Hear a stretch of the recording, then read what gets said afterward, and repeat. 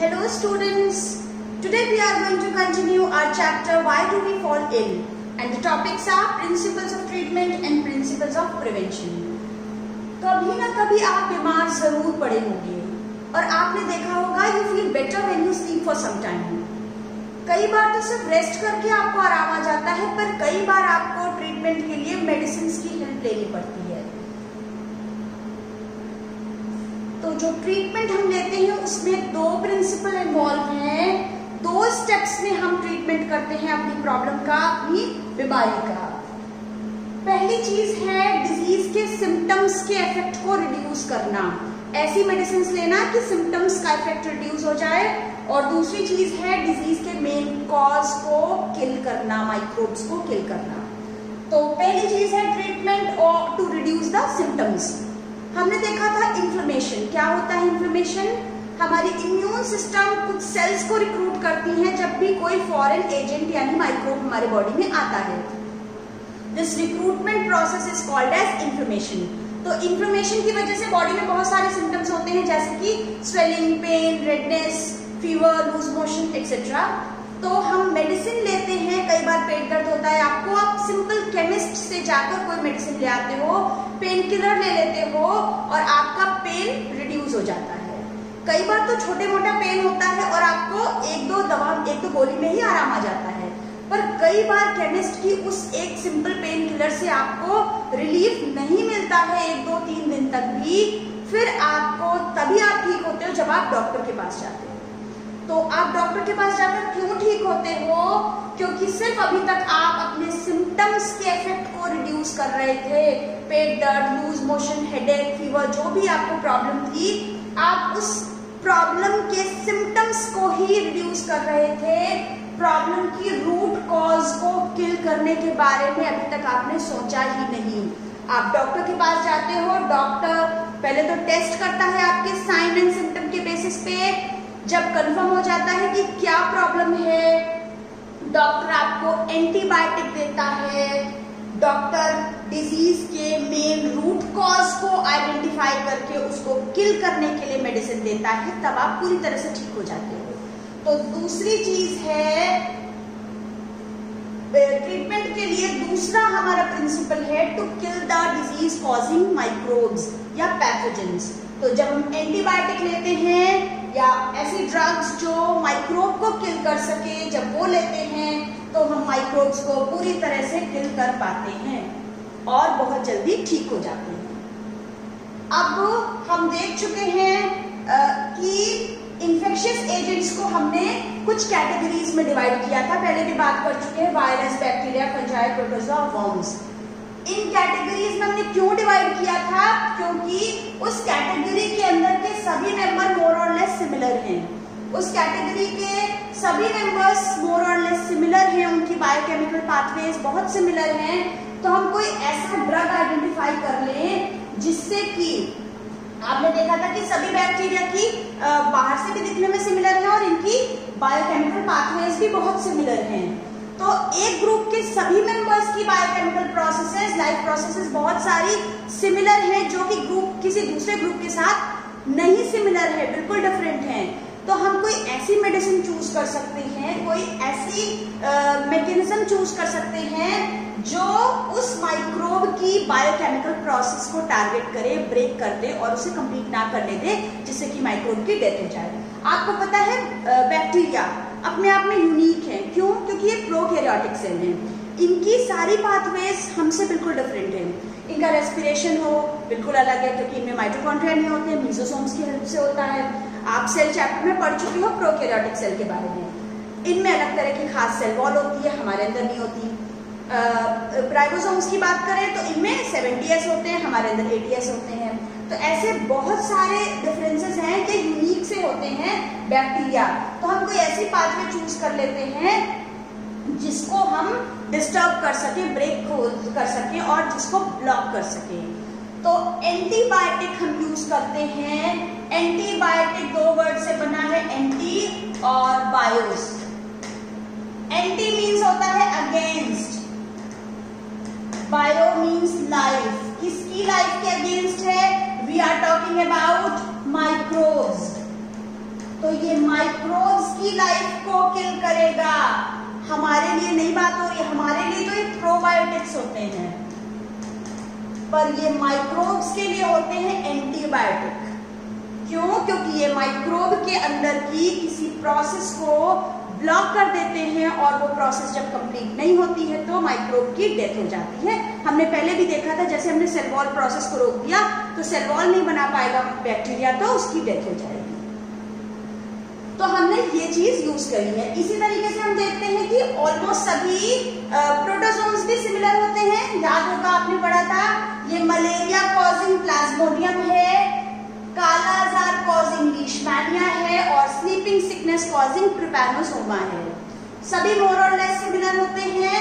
तो अगर हम कोई एक मेडिसिन एक के लिए यूज कर सकते हैं तो वो बाकी के लिए भी एप्लीकेबल हो सकती है। तो इसी तरीके से एक ड्रग है एक जो कि प्रोटोजोन को किल करती है और मलेरियल पैरासाइट को हम इजिली मार सकते हैं। आप पहले भी देख चुके थे कि एंटीबायोटिक हम बनाते हैं बैक्टीरिया के अगेंस्ट ही मोस्टली वो काम करती है, पर वायरल हमने देखा कि हमने प्रोटोजोन्स के लिए भी बना ली मेडिसिन। इसी तरह वर्म्स जो हमारे पेट के कीड़े होते हैं इनको मारने के लिए भी हम कुछ दवाएं लेते हैं, फंगस के लिए भी होता है, पर वायरस के लिए एंटीबायोटिक बनाना बहुत डिफिकल्ट है देन बैक्टीरिया। क्यों? क्योंकि viruses have very few biochemical mechanisms of their own. अब वायरस के पास अपना खुद का बहुत कम है खोने को, क्या है? सिर्फ प्रोटीन है और जेनेटिक मटेरियल डीएनए या आरएनए है। तो अब क्योंकि उसके पास बहुत कम चीजें हैं जिसे हम टारगेट कर सकते हैं, इसलिए इसके अगेंस्ट एंटीबायोटिक बनाना बहुत मुश्किल है। फिर भी साइंटिस्ट ने कुछ इफेक्टिव एंटीवायरल ड्रग्स बना चुके हैं बहुत सारे डिजीजेस के लिए, जैसे उनमें से एक है HIV एड्स। यहाँ पर इन्फेक्शन को अंडर कंट्रोल किया जा सकता है एंटीवायरल ड्रग्स की हेल्प से। यहाँ पर पेशेंट की डेथ को प्रोलॉन्ग किया जा सकता है। मींस जो 5 साल में होने वाली थी डेथ, वो आप 10 साल में कर सकते हैं खींच के, बट वायरस को पूरी तरह से खत्म नहीं कर सकते हैं, उसको थोड़ा सा कंट्रोल कर सकते हैं, रेगुलेट कर सकते हैं। अगर अर्ली स्टेज में पता चल गया HIV एड्स के बारे में तो। इसके बाद हमने क्या देखा, अभी एक बार पेशेंट को बीमारी हो गई तो ट्रीटमेंट हो जाता है। कैसे कैसे? उसमें सिम्टम्स को रिड्यूस कर लेते हैं पहले और साथ में माइक्रोब को किल करने के लिए भी एंटीबायोटिक देते हैं और इस तरह से बीमारी ठीक हो जाती है। ये सोच के कि बीमारी ठीक हो जाएगी, कोई बात नहीं, कोरोना वायरस हो भी जाएगा, तो इंडिया में अच्छे से ट्रीटमेंट हो रहा है और बहुत सारे पेशेंट ठीक हो रहे हैं, रिकवर हो रहे हैं। ऐसा सोच के हमें कैजुअल नहीं होना है। एक बार बीमारी हो गई, इन्फेक्शन से हम छुटकारा तो पा जाएंगे, पर फिर भी हमारे पास 3 लिमिटेशंस हैं बीमारी से डील करने में। क्या क्या? पहली चीज तो ये हो सकता है कि जब भी आप बीमार पड़ते हो तो आपके बॉडी फंक्शंस डैमेज हो जाएं, आपके कई सारे ऑर्गन्स, आपके बॉडी के फंक्शंस डैमेज हो जाते हैं। कई बार ठीक भी हो जाते हैं, पर कई बार इतने डैमेज हो जाते हैं आप कभी भी रिकवर नहीं कर पाते हो उस प्रॉब्लम से। जैसे एक बार एलिफेंटाइटिस हो गई तो वो पैर जो स्वेलिंग हो जाती है, हाथी के जैसा पैर हो जाता है मोटा सा, वो हमेशा वैसे रहता है, कभी ठीक नहीं हो पाता। ऐसे बहुत सारी चीज प्रॉब्लम्स हो जाती हैं कि जो कभी रिकवर नहीं हो पाती बॉडी। फिर कई बार ऐसा हो जाता है और कई बार क्या होता है, रिकवर हो भी जाते हैं, आपको कितनी सारी मेडिसिन खाने पड़ते हैं, कितने सारे इंजेक्शंस लेने पड़ते हैं। दूसरी चीज, जब भी आपको प्रॉब्लम होती है, बीमारी होती है, तो आप कुछ टाइम के लिए बेड रिडन हो जाते हो। ठीक तो हो जाओगे, पर जो इस टाइम पे आपने लॉस किया अपना, अपनी स्कूलिंग का, अपनी पढ़ाई का, अपनी जॉब का, आपके घर का कोई फंक्शन था आप अटेंड नहीं कर पाए, आपके टेस्ट मिस हो गए, आपके एग्जाम्स रह गए, तो आपने जो इस वक्त लॉस किया अपना, वो कभी रिकवर नहीं कर पाओगे। आप काफी टाइम के लिए बेड रिडन हो जाते हो। सबसे इम्पोर्टेंट बात कि आप इन्फेक्टेड हो गए तो जाने अनजाने आप पता नहीं कितने लोगों को अपने से इन्फेक्ट कर दोगे, आप सोर्स ऑफ इन्फेक्शन स्प्रेड बन जाओगे। तो इसलिए हमें बहुत ज्यादा प्रिवेंशन रखनी है अपने को डिजीज से बचाने के लिए। ये सोच के कैजुअल नहीं होना है बिल्कुल भी कि डिजीज हो गई तो कोई बात नहीं, ट्रीटमेंट ले लेंगे। पहले ही हमें पूरी कोशिश करनी है। एक बार किसी को हो गया, इस इन्फेक्टेड को मॉस्किटो ने काटा और दूसरों को काटा, सभी इन्फेक्टेड हो गए, तो इसलिए भी खुद को बचाना है कि हमारी फैमिली और हमारी सोसाइटी हमसे इन्फेक्ट ना हो जाए, हम कहीं इतना बड़ा लॉस ना कर दें अपनी सोसाइटी का। इसके लिए जरूरी है, हम सभी को पता है, prevention is better than cure. पहले से ही अपने को, अपनी फैमिली को प्रिवेंट रखना है इन्फेक्शियस एजेंट्स से। कैसे प्रिवेंट करना है, कैसे बचाना है, इसके भी दो तरीके हैं। पहला तो कुछ जनरल से तरीके हैं, जनरल वेज हैं, और दूसरा है स्पेसिफिक वेज। जनरल वेज क्या है?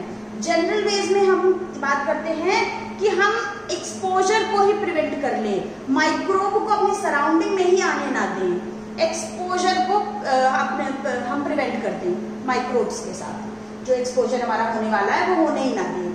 हम सभी बीमारियां पढ़ चुके हैं, कैसे कैसे हमारे पास तक आती, एयर से, वाटर से, वेक्टर से, तो हम यहाँ पर वो वाली हमारी पढ़ाई काम आएगी। जो सबसे पहली बात तो हमें पब्लिक हाइजीन का ध्यान रखना है, चाहे एयर से है, वाटर से है, वेक्टर से, किसी भी तरह की बीमारी है, अगर हमने अपने आसपास के एरिया को क्लीन करके रखा है, साफ सफाई का ध्यान रखा है, तो अपने आप ही 100 तरह के माइक्रोब्स हमारे पास आने से बच जाएंगे, हम अपने आप को एक्सपोज होने से बचा लेंगे।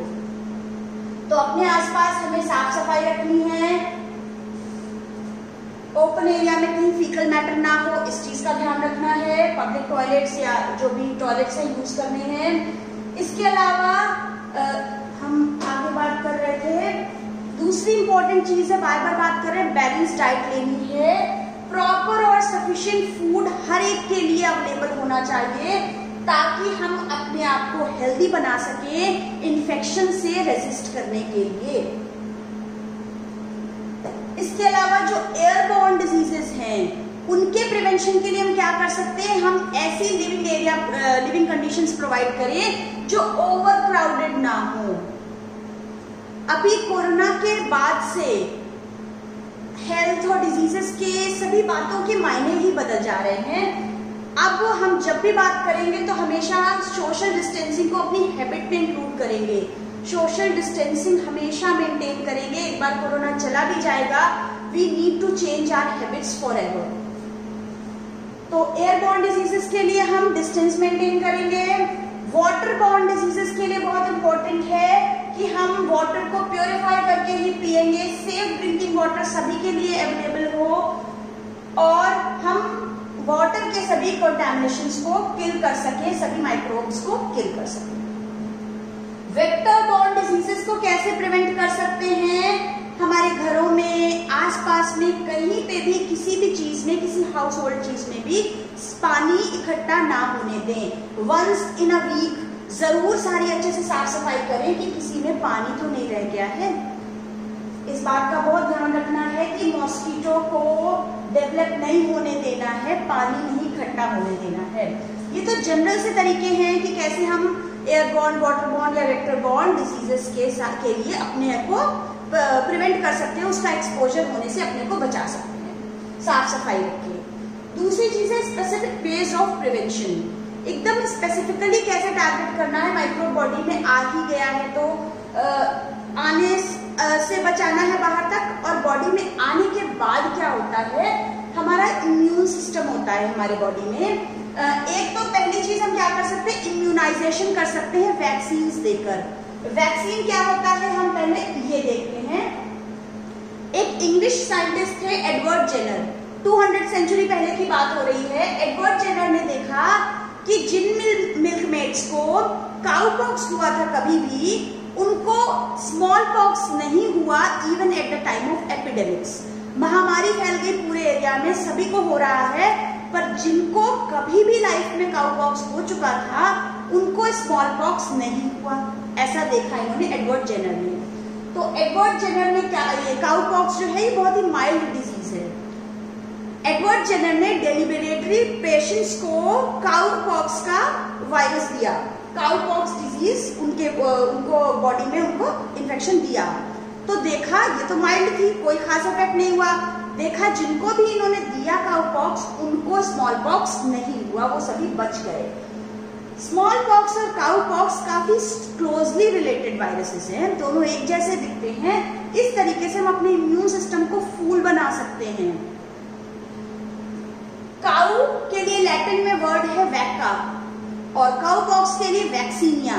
यहीं से वर्ड आया है वैक्सीनेशन। क्या होता है वैक्सीनेशन? हम उसी वायरस के माइल्ड फॉर्म को बॉडी में इंट्रोड्यूस कराते हैं। क्यों कराते हैं?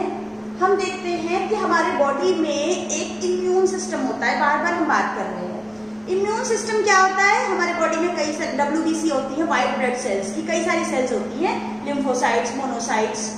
तो हमारे इम्यून सिस्टम में क्या प्रॉपर्टी होती है कि ये इम्यून सिस्टम जब बाहर से आए किसी माइक्रोब को बॉडी में देखता है तो तुरंत पहचान जाता है कि ये फॉरेन है, ये हमारे अंदर की सेल नहीं है, बाहरी सेल है।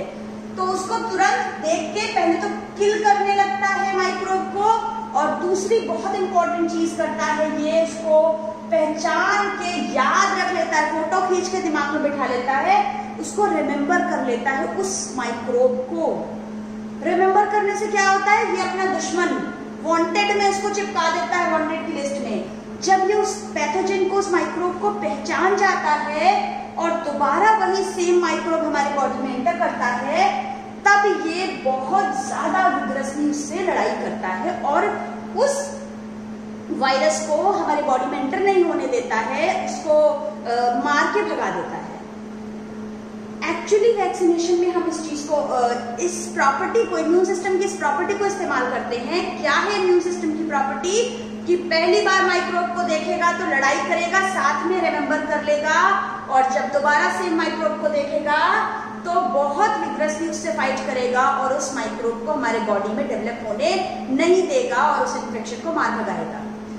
हम इम्यून सिस्टम की इस प्रॉपर्टी को यूज करते हैं, वैक्सीनेशन बनाते हैं। वैक्सीन क्या करती है? उस इन्फेक्शियस माइक्रोब को मिमिक कर देती हैं, एकदम सिमिलर कॉपीज। हम माइक्रोब के माइल्ड फॉर्म को बॉडी में इंट्रोड्यूस करते हैं, उसी वायरस को एटेन्यूएटेड, किल्ड या फिर माइल्ड फॉर्म में बॉडी में देते हैं, जिससे हमारी बॉडी पहचान ले सिर्फ उसको, और दोबारा जब रियल में वो वायरस हमारे बॉडी में आए तो हमारे बॉडी का इम्यून सिस्टम उसको मार दे। इस तरीके से हम अपने इम्यून सिस्टम को स्ट्रेंथन कर लेते हैं।